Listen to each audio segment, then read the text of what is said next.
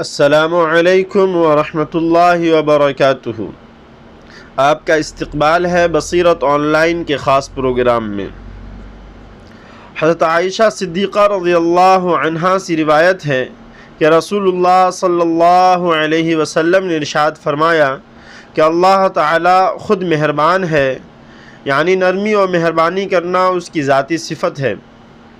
اور نرمی اور مہربانی کرنا اس کو محبوب بھی ہے، یعنی اس کو یہ بات پسند ہے کہ اس کے بندے بھی آپس میں نرمی اور مہربانی کا برتاؤ کریں، اور نرمی پر وہ اتنا دیتا ہے جتنا کہ سختی پر نہیں دیتا، اور جتنا کہ نرمی کے ماسوا کسی چیز پر بھی نہیں دیتا۔ رسول اللہ صلی اللہ علیہ وسلم نے اخلاق کے سلسلے میں جن باتوں پہ خاص طور سے زور دیا ہے اور آپ کی اخلاقی تعلیم میں جن کو خاص اہمیت حاصل ہے،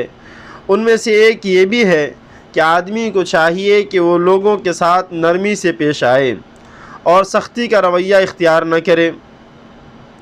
بعض لوگ اپنے مزاج اور معاملہ اور برتاؤ میں سخت ہوتے ہیں، اور بعض لوگ نرم و مہربان اور ناآشیان حقیقت سمجھتے ہیں کہ سخت گیری سے آدمی وہ حاصل کر لیتا ہے جو نرمی سے حاصل نہیں کر سکتا۔ گویا ایسے لوگوں کے خیال میں سخت گیری کار براری کا وسیلہ اور مقاصد میں کامیابی کی کنجی ہے۔ رسول اللہ صلی اللہ علیہ وسلم نے اس ارشاد میں اس غلط خیال کی بھی اصلاح فرمائی ہے۔ سب سے پہلے تو آپ نے نرم خوئی کی عظمت و رفعت بیان فرمائی کہ وہ اللہ تعالیٰ کی ذاتی صفت ہے۔ اس کے بعد فرمایا کہ اللہ تعالیٰ کو یہ محبوب ہے کہ اس کے بندوں کا باہمی معاملہ اور برتاؤ بھی نرمی کا ہو۔ پھر آخر میں آپ نے فرمایا کہ مقاصد کا پورا ہونا نہ ہونا اور کسی چیز کا ملنا تو اللہ تعالیٰ ہی کی مشیت پر موقوف ہے۔ جو کچھ ہوتا ہے اسی کے فیصلے اور اسی کی مشیت سے ہوتا ہے، اور اس کا قانون یہ ہے کہ وہ نرمی پہ اس قدر دیتا ہے جس قدر کے سختی پہ نہیں دیتا،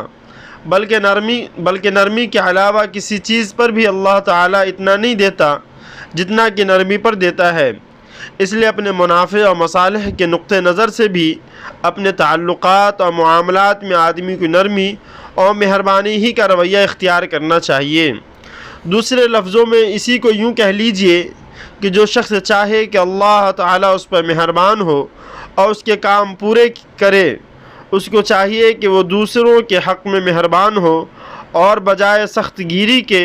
نرمی کو اپنا اصول اور اپنا طریقہ بنائے۔ ایک دوسری حدیث میں ہے کہ حضرت جریر رضی اللہ تعالی عنہ سے روایت ہے کہ وہ رسول اللہ صلی اللہ علیہ وسلم کا ارشاد نقل فرماتے ہیں کہ جو آدمی نرمی کی صفت سے محروم کیا گیا وہ سارے خیر سے محروم کیا گیا۔